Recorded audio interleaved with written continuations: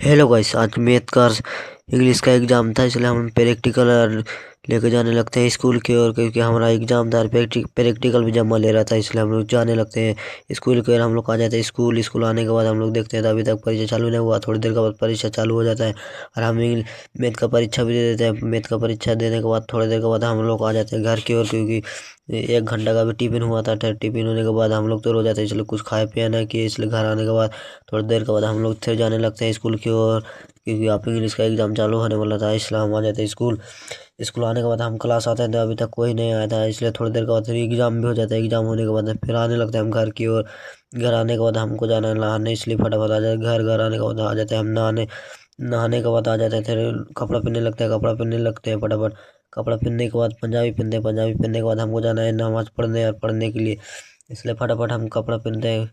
पंजाबी पहनने के बाद हम जाने लगते हैं मस्जिद की ओर। मस्जिद आने के बाद फिर हमारा दोस्त लोग भी पढ़ रहा था सबको, तो हम भी फिर आ जाते हैं पढ़ने के लिए। तब तक के लिए टाटा बाय बाय। हमारा वीडियो कैसा लगा कमेंट में बताना।